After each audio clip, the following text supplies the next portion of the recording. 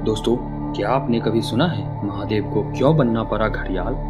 सर्वशक्तिमान महादेव को क्यों एक तुच्छ प्राणी का रूप लेना पड़ा?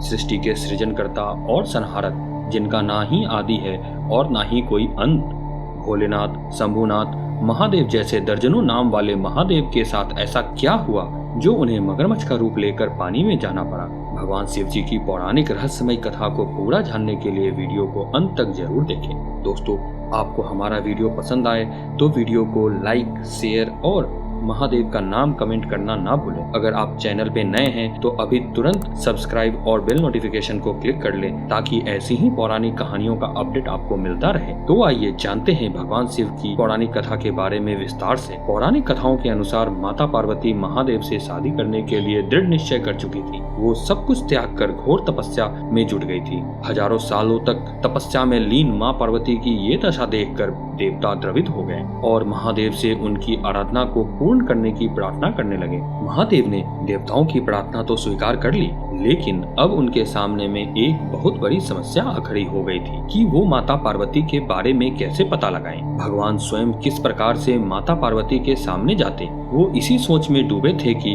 तभी उन्हें एक उपाय सूझा। महादेव ने सप्तऋषियों को माता पार्वती की परीक्षा लेने के लिए भेजा। सप्तऋषियों ने माता पार्वती से महादेव से शादी करने के फैसले के बारे में फिर से विचार करने को कहा, परंतु माँ पार्वती महादेव का गुणगान करते नहीं थक रही थी। उन्होंने कहा कि वो सर्वगुण संपन्न और शक्तिमान हैं, उनमें ही सारी सृष्टि समाई हुई है। फिर सप्तऋषियों ने महादेव के सैकड़ों अवगुण गिनाए, परंतु देवी पार्वती अपने फैसले से जरा भी पीछे नहीं हटी और अपने फैसले पर अटल रहते हुए उन्होंने कहा कि महादेव के अलावा वो किसी और से विवाह करना उन्हें मंजूर नहीं है। इसके पश्चात सप्तऋषि वहां से लौट आए और पूरी बात महादेव को बताई, जिसके बाद भोलेनाथ ने स्वयं पार्वती जी की परीक्षा लेने को ठानी। जैसा कि हम सब जानते हैं कि शादी से पहले सभी वर अपने भावी अर्धांगिनी को लेकर सभी संदेहों को दूर करना चाहते हैं। इसमें महादेव भी पीछे नहीं रहे। उधर माता पार्वती जी एक तालाब के किनारे अपनी तपस्या में लीन थी। तभी तालाब के किनारे एक बालक को एक मगरमच्छ ने पकड़ लिया।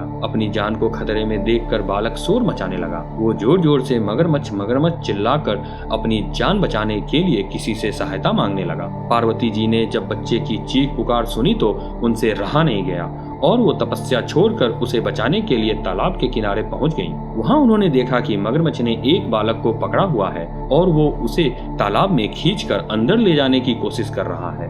बालक देवी को देखकर उनसे अपनी जान बचाने के लिए विनती करने लगा और बच्चा कहने लगा, हे माता, मेरी जान को खतरा है। यदि आप चाहेंगी तो मेरी जान बच सकती है। वैसे भी ना तो मेरी माता है और ना ही पिता। अब आप ही मेरी रक्षा कीजिए, मुझे बचाइए माता। देवी पार्वती से बच्चे की पुकार सुनकर रहा नहीं गया और उन्होंने मगरमच्छ से कहा, हे मगरमच्छ, इस निर्दोष बालक को छोड़ दीजिए। बदले में आपको जो चाहिए वो आप मुझसे मांग सकते हैं। जिसके पश्चात मगरमच्छ ने कहा कि एक शर्त पर मैं इसे छोड़ सकता हूँ। आपने महादेव की तपस्या करके जो फल प्राप्त किया है, यदि उस तपस्या का फल आप मुझे दे देंगी तो मैं इसे छोड़ सकता हूँ। पार्वती जी मगरमच्छ के इस शर्त को मान लिया और कहा, मुझे स्वीकार है। मगरमच्छ ने देवी को समझाते हुए कहा कि अपने इस फैसले पर फिर से विचार कर लीजिए। जल्दबाजी में आकर कोई वचन न दीजिए, क्योंकि आपने हजारों वर्षों तक जिस प्रकार से तपस्या की है वो देवताओं के लिए भी असंभव है। उसका सारा फल इस बालक के प्राणों के लिए मत गंवाइए। फिर पार्वती जी ने कहा, मैं फैसला कर चुकी हूँ, मेरा इरादा अटल है। मैं आपको अपनी तपस्या का पूरा फल देने को तैयार हूँ। आप बच्चे को तुरंत मुक्त कर दीजिए।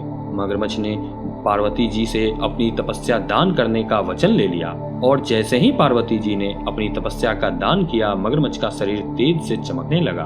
फिर मगरमच्छ ने कहा, देखिए, आपके तपस्या के तेज से मेरा शरीर कितना चमकने लगा है, फिर भी मैं आपको अपनी भूल सुधारने का एक और मौका देता हूँ। इसके उत्तर में पार्वती जी ने कहा कि तपस्या तो मैं फिर से कर सकती हूँ, लेकिन यदि आप इस बालक को निगल जाते तो क्या इसका जीवन वापस मिल पाता?